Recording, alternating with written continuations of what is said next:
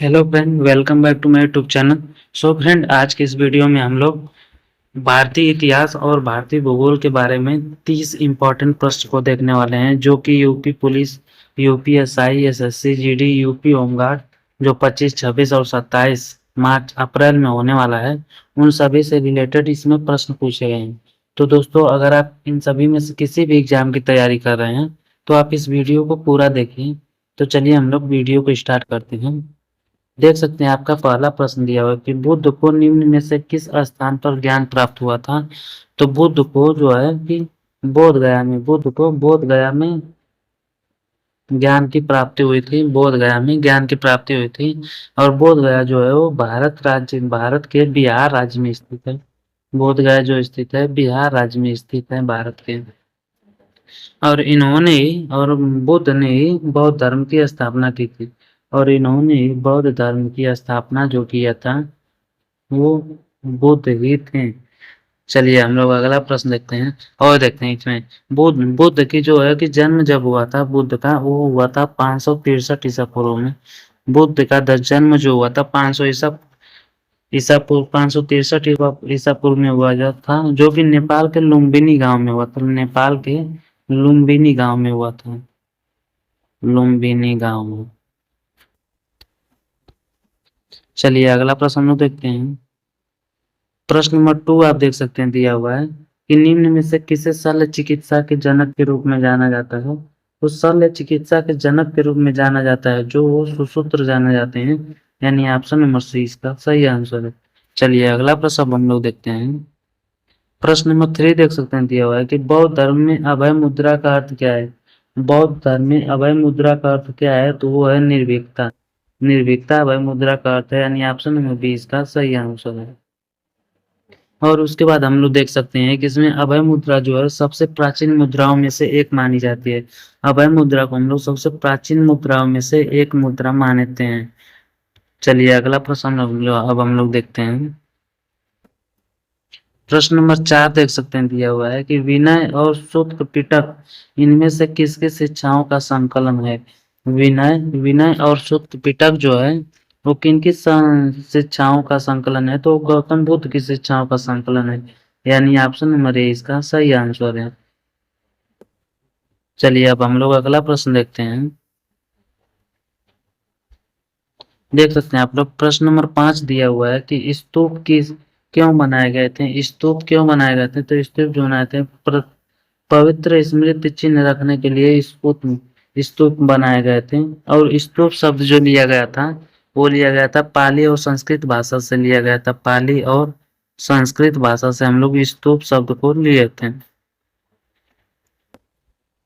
ठीक, पाली और संस्कृत भाषा से स्तूप शब्द को लिए थे, जिसका अर्थ जो होता है वो टीला या फिर ढेर, टीला या ढेर होता है, जिसका अर्थ होता है। चलिए अब हम लोग अगला प्रश्न देखते हैं। प्रश्न नंबर 6 देख सकते हैं, दिया हुआ है कि राष्ट्रकूट वंश का सहायक प्रतीक क्या था। राष्ट्रकूट वंश का सहायक प्रतीक क्या था, तो राष्ट्रकूट वंश का सहायक प्रतीक जो था वो गोल्डन ईगल था, यानी ऑप्शन नंबर डी इसका सही आंसर है। और राष्ट्रकूट वंश के संस्थापक हम लोग देखेंगे, तो राष्ट्रकूट वंश के संस्थापक हम लोग देखेंगे तो उनका जो नाम था वो नाम था दंती दुर्ग।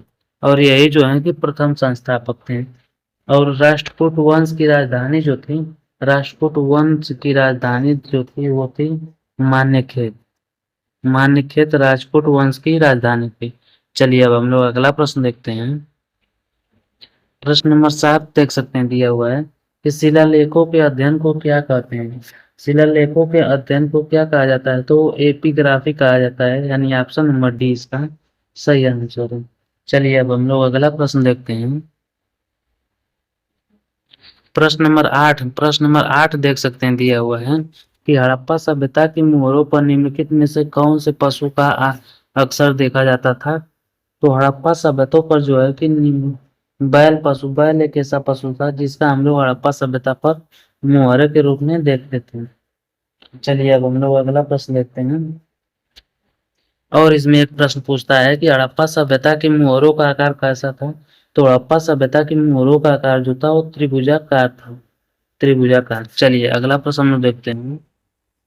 प्रश्न नंबर 9 देख सकते हैं दिया हुआ है कि भारतीय नेपोलियन निम्नलिखित में से किसको कहा जाता था। तो भारतीय नेपोलियन जो कहा जाता था वो समुद्रगुप्त को कहा जाता था।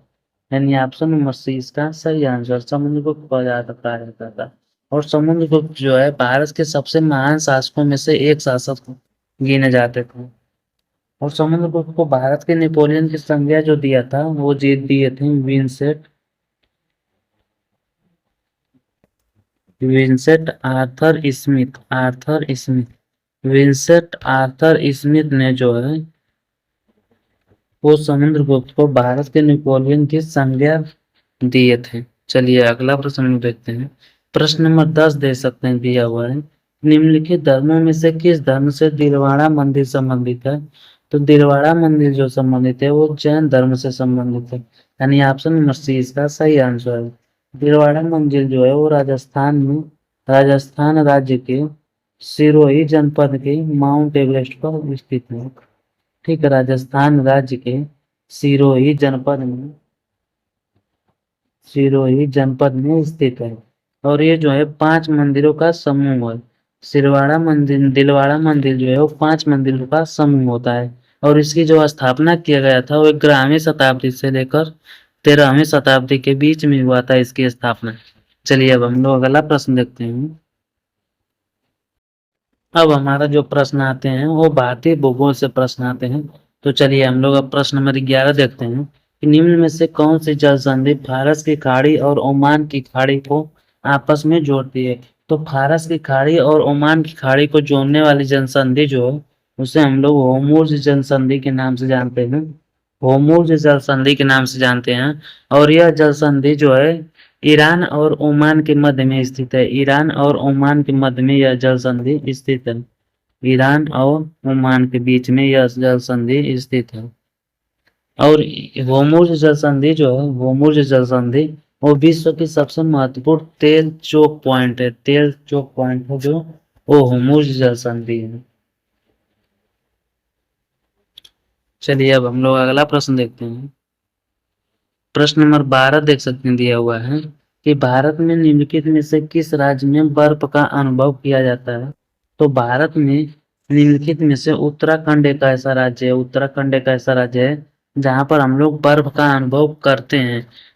और जो है उत्तराखंड जो है वो उत्तर भारत राज्य में स्थित है। उत्तर भारत में स्थित है। उत्तराखंड राज्य के उत्तर भारत में स्थित है। और इसकी राजधानी जो है उसकी राजधानी अगर हम लोग बात करेंगे तो है देहरादून। देहरादून इसकी राजधानी है। और इसका स्थापना जो हुआ था, उत्तराखंड की जो स्थापना हुआ था वो 9 नवंबर 2000 ईसा पूर्व में 2000 ईस्वी में यह हुआ था इसका स्थापना। चलिए अब हम लोग अगला प्रश्न हम लोग देखते हैं। प्रश्न नंबर 13 आप लोग देख सकते हैं दिया हुआ है कि अफ्रीका में स्थित किलिमंजारो का नाम है। अफ्रीका में स्थित किलिमंजारो किसका नाम है। तो वो जो है ज्वालामुखी पर्वत का नाम है। किलिमंजारो जो नाम है ज्वालामुखी पर्वत का नाम है, जो कि अफ्रीका महाद्वीप के तंजानिया देश में स्थित है। अफ्रीका महाद्वीप के तंजानिया देश में स्थित है ये किलिमंजारो। तंजानिया देश में स्थित है। और इसकी ऊंचाई जो लगभग ऊंचाई है 5895 मीटर है। इसकी ऊंचाई जो है लगभग 5895 मीटर इसकी ऊंचाई। चलिए अब हम लोग अगला प्रश्न देखते हैं। प्रश्न नंबर 14 देख सकते हैं दिया हुआ है कि सूर्य के वातावरण का बाह्यतम परत कहलाता है। सूर्य के वातावरण का बाह्यतम परत क्या कहलाता है। तो उसे हम लोग आभा मंडल के नाम से जानते हैं। आभा मंडल के हम लोग कोरोना के भी नाम से जानते हैं। आभा मंडल या फिर कोरोना के नाम से हम लोग इसको जानते हैं। चलिए अब हम लोग अगला प्रश्न हम लोग देखते हैं इसमें। प्रश्न नंबर 15 देख सकते हैं दिया हुआ है कि निम्नलिखित में से कौन सी नदी गंगा की एक बड़ी सहायक नदी है। तो निम्नलिखित में से गंगा की सबसे बड़ी सहायक नदी जो है अगर हम लोग मात्रा के रूप में देखते हैं तो वो जो नदी है वो घाघरा नदी है। मात्रा के रूप में अगर हम लोग देखते हैं तो घाघरा नदी है। और अगर हम लोग लंबाई के रूप में देखेंगे तो गंगा की सबसे सहायक नदी जो है वो यमुना नदी है। अगर लंबाई के रूप में हम लोग देखेंगे तो यमुना नदी है लंबाई के रूप में। ठीक, और अगर मात्रा के रूप में देखेंगे तो घाघरा नदी है। चलिए अब हम लोग अगला प्रश्न लोग देखते हैं। प्रश्न नंबर 16 देख सकते हैं, दिया हुआ है कि मैगीनाट रेखा के मध्य की सीमा रेखा है। मैगीनाट रेखा के मध्य की सीमा रेखा कौन सी है? तो है फ्रांस और जर्मनी की सीमा रेखा है मैगीनाट रेखा के मध्य। चलिए अब हम अगला प्रश्न देखते हैं। प्रश्न नंबर 17 देख सकते हैं, दिया हुआ है कि तीस्ता नदी की सहायक नदी निम्नलिखित में से कौन सी है? तीस्ता नदी की सहायक नदी जो है वो रंगीत नदी है। रंगीत यानी ऑप्शन नंबर 20 का सही आंसर है, जो कि सिक्किम की सबसे बड़ी नदी है। रंगीत नदी जो है वो सिक्किम की सबसे बड़ी नदी है। ठीक, सिक्किम की सबसे बड़ी नदी है। और तीस्ता नदी जो है वो ब्रह्मपुत्र नदी की सहायक नदी है। तीस्ता नदी जो है वो ब्रह्मपुत्र नदी की सहायक नदी है। ब्रह्मपुत्र की सहायक नदी है। चलिए अब हम लोग अगला प्रश्न देखते हैं। चलिए अगला प्रश्न देखते हैं। प्रश्न नंबर 18 देख सकते हैं, दिया हुआ है निम्नलिखित में से कौन सी पहाड़ी पूर्वी घाट का हिस्सा है? कौन सी पहाड़ी पूर्वी घाट का हिस्सा है?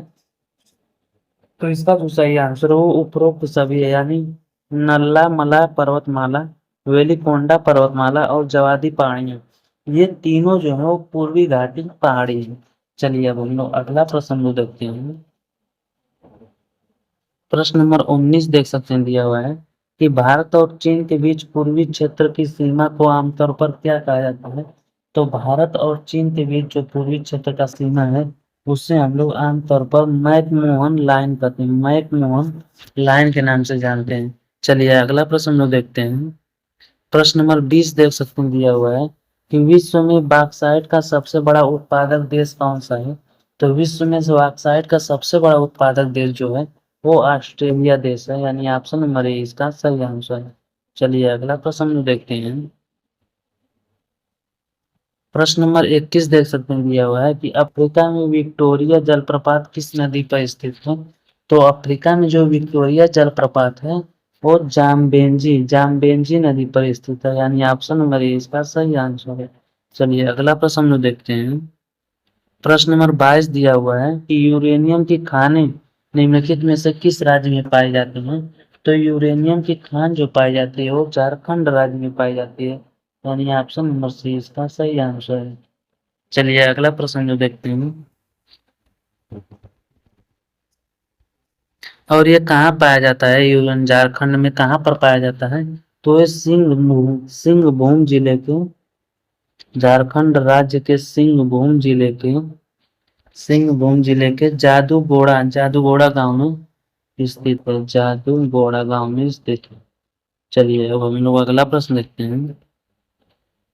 प्रश्न नंबर 22 देख सकते हैं, दिया हुआ है टीटी काका झील से जुड़ी है। टीटी काका झील किससे जुड़ी हुई है? तो टीटी काका झील जो जुड़ी हुई है वो बोलीविया और पेरू से जुड़ी हुई है, यानी ऑप्शन नंबर ए इसका सही आंसर है। चलिए अगला प्रश्न देखते हैं। प्रश्न नंबर 24 देख सकते हैं, दिया हुआ है कि निम्नलिखित में से कौन सा उत्तरी अमेरिका में रेगिस्तान है? तो उत्तरी अमेरिका में जो रेगिस्तान है उसे हम लोग मोजावे रेगिस्तान कहते हैं। मोजावे रेगिस्तान कहते हैं। चलिए अगला प्रश्न में देखते हैं।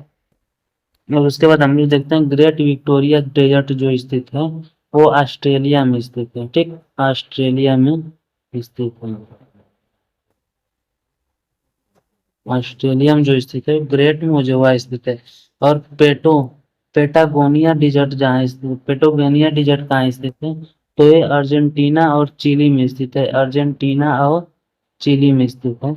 उसके बाद हम लोग देखेंगे अगला प्रश्न। चलिए अगला प्रश्न हम लोग देखते हैं। प्रश्न नंबर 25 देख सकते हैं, दिया हुआ है कि निम्नलिखित देशों महाद्वीपों में से सहारा रेगिस्तान कहाँ स्थित है? तो सबसे निम्नलिखित देशों और महाद्वीपों में से सहारा रेगिस्तान जो स्थित है वो उत्तरी अफ्रीका में स्थित है, यानी ऑप्शन नंबर डी इसका सही आंसर है। और ये जो है दुनिया का सबसे बड़ा मरुस्थल है। चलिए अगला प्रश्न देखते हैं। प्रश्न नंबर 26 देख सकते हैं, दिया हुआ है कि यूरोप की सबसे लंबी नदी कौन सी नदी है? तो यूरोप की सबसे लंबी नदी जो है उसे हम लोग ओल्गा नदी के नाम से जानते हैं, यानी ऑप्शन नंबर सी इसका सही आंसर है। चलिए अगला प्रश्न लोग देखते हैं। प्रश्न नंबर 27 देख सकते हैं, दिया हुआ है कि चंद्रमा का द्रव्यमान क्या है। तो चंद्रमा का द्रव्यमान जो है वो है 7.347 इंटू 10 के पावर 2 kg, 10 के पावर 22 kg, सॉरी दोस्तों, ये 10 के पावर 22 kg है, ये गलत, ठीक, मिस प्रिंटिंग हो गया है। तो चलिए अब हम लोग जो भी पृथ्वी के वजन का लगभग चंद्रमा से 81 गुना अधिक है, पृथ्वी का वजन का लगभग चंद्रमा से 81 गुना स्थित है। और चंद्रमा जो है पृथ्वी का एकमात्र उपग्रह है। यह पृथ्वी के 27 दिन 6 घंटे में एक चक्कर पूरा करता है। चंद्रमा जो है पृथ्वी का एक चक्कर 27 दिन 1 घंटे में पूरा करता है। 27 दिन 1 घंटे में पूरा करता है। चलिए अगला प्रश्न देखते हैं। प्रश्न नंबर 28 दिया हुआ है कि आयतन के आधार पर विश्व की सबसे बड़ी नदी कौन सी है। तो आयतन के आधार पर हम लोग देखेंगे विश्व की सबसे बड़ी नदी तो है अमेजन नदी, यानी ऑप्शन नंबर ए इसका सही आंसर है। चलिए अगला प्रश्न देखते हैं।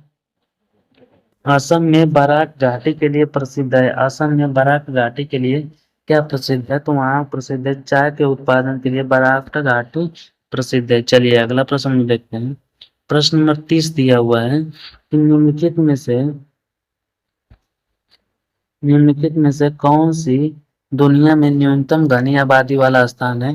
तो निम्नलिखित में से दुनिया में कौन सा घनी आबादी वाला स्थान है। तो वो है